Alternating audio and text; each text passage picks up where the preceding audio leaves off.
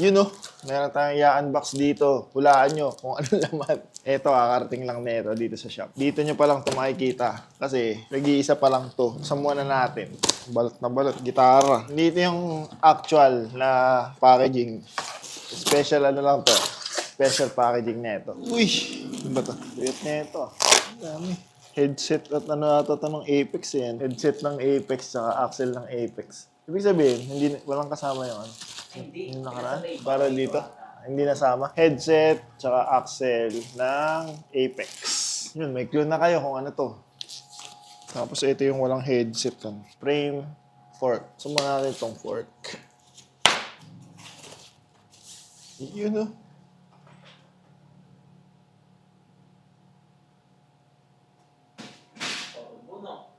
Hindi. Aluminum.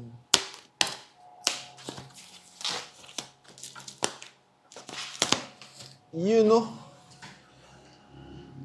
Ito mga kapadyak yung bagong Duke Raker Relish colorway. Yung unang lumabas, yung 50 lang, limited edition. Yung light color, ngayon ay sold out na. Meron na lang parang natitirang puro mga large. Dito sa amin sa shop, meron pang isang large. So kung naghaharap kayo ng large na Duke Raker Relish na yung unang colorway, mas trip nyo yun. Large yung size na swak sa inyo. Pwede nyo kami message sa page, Minox Cyclery. Link ng FB page na niya sa description. Ang bilis din na naubos yung mga sizes doon. Para naman sa mga naubusan ng small, ng medium, ito na yung good news para sa inyo. Kasi magkakaroon na uli ng panibagong release ng bagong batch ng mga Duke Raker Relish Gravel Bike Frame Set. Pero this time, ganito na yung colorway niya, dark na. Ang sabi sa akin ni Duke Raker, hindi pa ito yung final na finish nung pagkakapintura sa kanya. Parang ito is parang testing pa lang. Hindi daw kasi nakuha 100% yung na-vision nila na kakalabasan sana ng frame. Yung concept is dark, tapos may gold tone and gusto nila parang nagbabago-bago ng kulay para may color shift depende sa tama ng liwanag. So dito medyo subtle pa lang yan. O hindi pa masyadong ano eh. Mababago pa, hindi pa ito yung final na paint finish niya. Pero dark na ngayon. So may distinction, makikita na agad yung pagkakaiba na itong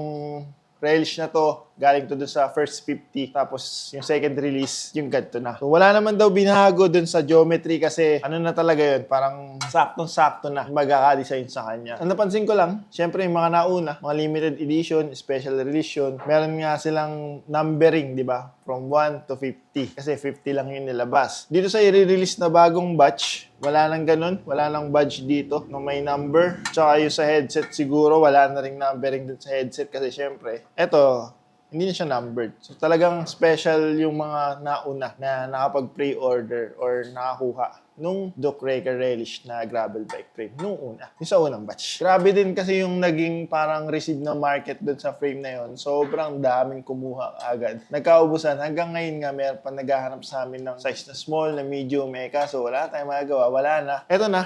Yung bago na, yung magiging available ngayon sa market natin. Ngayon, parang maglalabas ulit si Duke Raker ng reservation form na kung saan pwede kayong mag-fill up para ma-list tayo at ma-reserve sa inyo yung Duke Raker Relish Gravel Bike Frame Set nyo. Yung link nung form, lalagay ko sa description, pwede nyo i-click, tapos mag-sign up na kayo. Kasi for sure dyan, pag dumating ulit dyan, magkakaubusan ulit. Napakaganda nga naman ng ginawa ni Duke Raker dito sa frame set nila na wala ka nang hahanapin pa. Yun na talaga. Kung Pinoy brand, talagang magiging proud ka na Pinoy brand yung bike na gamit mo. Ngayon pa naman, syempre, usong-uso na yung mga gravel bike, di ba? Syempre, meron pa rin na itong aluminum head badge ni Duke Raker na napakaganda. Hindi lang siya yung parang karaniwan lang na head badge na mumurahan nyo lang din makikita. Ang premium ng dating ng head badge ni Duke Raker. Tapos, yan, frame set na siya. May frame, may fork, yung mga axle kasama na, true axle na tong Relish, kaya future-proof na din. Tapos may seat clamp na siya nakasama. Headset, meron na din. BB, threaded, kaya hindi nga magkakaproblema. Tanggal kabit ng BB, napakadali.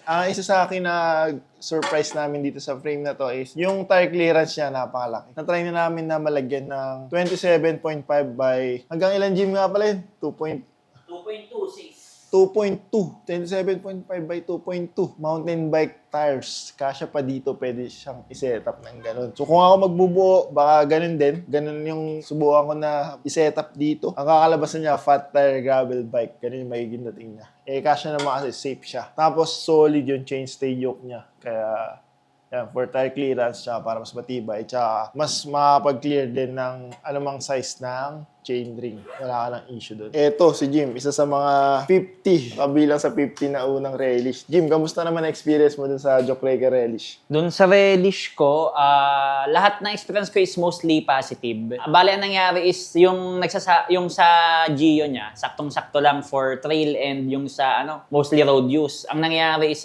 nag-110 pa ako doon na stem. Okay pa, comfortably pa sa akin, tas islam pa. Actually, pinaltan ko nga yung top cup nun ng mas mahaba eh. Ang feeling niya is stable yung pinakang frame, which is good. Pero yung fit niya is parang maliit sa pakiramdam yung fit. Pero yung stability nandun, which is good kasi. Ang stability, hindi mo na yun makukuha basta-basta sa stem lang, sa seat post lang. Majority of the time, nasa Gio na yan. Ngayon, stable na yung frame. So, yung fit na gusto ko, pwede kong makuha. Which is yung gusto kong fit, medyo aggressive. And na-achieve ko naman yung gusto ko doon. Tapos, matibay yung frame. As of now, hindi pa naman ako sumesim lang, pero kahit patadon ko yon, wala naman akong takot, wala akong kaba, walang ganon. Sabi nila, tinitingnan nila yung geometry chart. Parang ang laki daw. Kasi, hindi na talaga siya, Jokeraker relish naman kasi is considered siya as gravel bike. So, may sarili talaga siyang Gio. Ngayon, kahit saan namang tingnan natin na size chart, base yan lahat sa mga per brand. So, basta susundin yung, size chart sa brand, makakasundo mo na yon. Ginawa yung Gio nun talaga para sa ating mga Pinoy. So, ako, tuwan-tuwa ako. 5'2" ako, okay sa akin yung small. Pwede ako mag-medium, pero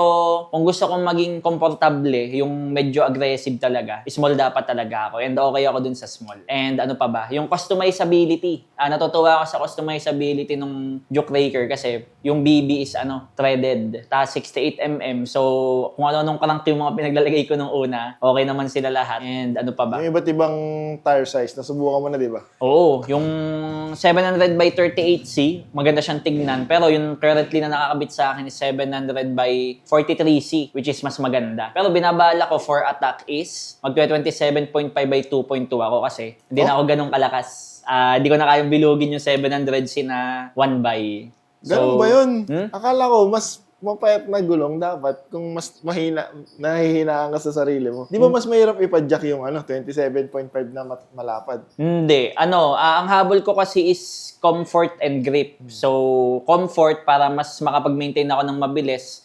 Grip para, kasi yung sa attack na magiging route is medyo, na siya, up-down na, may ahon na. Pero, syempre, kung anong inahon mo, yun yung lulusungin mo. So, gusto ko ng stability, gusto ko ng comfort para, kasi di na ako ganun kalakas umahon talaga. So, babawiin ko na lang sa lusong. Kaya, gusto ko mag 27 by 2.2. Yun yung ilalagay ko na setup. Ilang km ba na-register mo? 240 ka ba? Syempre, makapal mukha natin. 240 tayo. Daan natin sa lakas ng loob at na may konting dasal. Yabang at konting dasal, kaya yan. Sabi mo, mostly positive yung experience mo. Meron bang hindi positive sa iyo?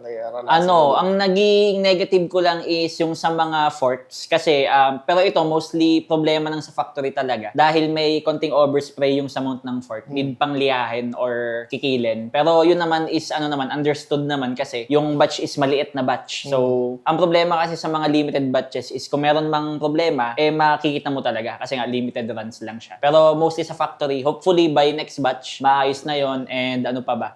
Hindi naman siya negative, pero hopefully mag-offer din ng mas mababa na stock height ng dust cover. Oo, naka-volcano Volcano style yung Volcano cover. Style yung buti nakahingi ako sa Kuya Raf ng mas mababa. So hopefully maging galing sa Apex. Galing sa Apex. Hopefully may option din na ganun para dun sa mga para makuha mo yung gusto mo talagang fit. Kasi ako talaga gusto ko may pagka-slam. Tsaka ang linis kasing tignan pag slam. And ano pa ba? Yung isa pa, yung sa fork, hopefully meron ding carbon na Option. Carbon na option kasi most of the time pag carbon actually yan yung may mas konting flex compared sa alloy. So ang mangyayari niyan, may chance na mas ma-improve yung comfort kung carbon yung fork na nakalagay. Pero yan naman is mostly suggestion lang din. And ano pa ba? Ang cons doon, price. Magdadagdag sa mamahal price. talaga kung carbon. Pero ang maganda naman kasi yun nga, yung comfort is mas mag-i-improve and yung weight medyo bababa pa. And yung pala, speaking of weight, may kabigatan talaga.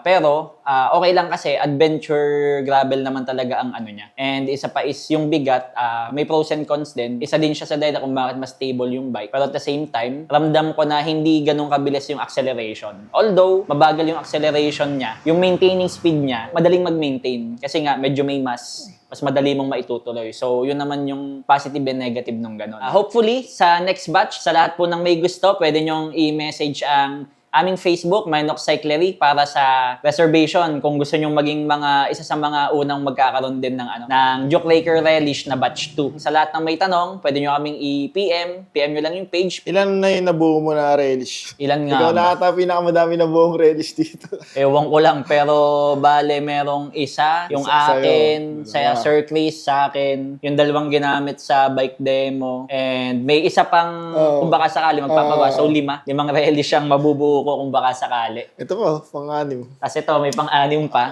So, yun, 6 na relish. Hopefully, 6 na relish ang mabuo natin. Again mga kapadyak, hindi pa yan yung final colorway ng Duke Raker Relish na bagong ilalabas. Yung link kung saan pwedeng magpa-reserve, ilalagay dyan sa description, ipilapan nyo lang para ma-reserve sa inyo yung size ng frame set na gusto nyo. And also, hindi ko nabanggit sa video, pwede rin pala mag-request ng sarili nyong colorway. Kung anong gusto nyo, custom paint, pwede ina-accept na yun ngayon ni Duke Raker. Second week or third week ng February, dadating yung mga frames. Ano pang hinihintay nyo? Fill up na dun sa reservation. Etong sa akin, parang testing lang to nung pintura, hindi pa ganyan. So, kung gusto niyo naman yung default, medyo may pagka-copper yung kulay niya, pero nagko-color shift pa rin. Napakaganda. Pwede rin kayo mag-message sa Facebook page namin kung may tanong kayo, inquiries, gusto niyo magpatulong. Pwede. Message nyo lang yung page ng shop, Minox Cyclery. Yun lang. Kalimutan pala ako ipakita dito. Eto pala, Sana all. Ano yan? Yung logo ng may-ari ng frame. Ayun Anli Ahon. 51 of 50. Ito na yung 51 of 50.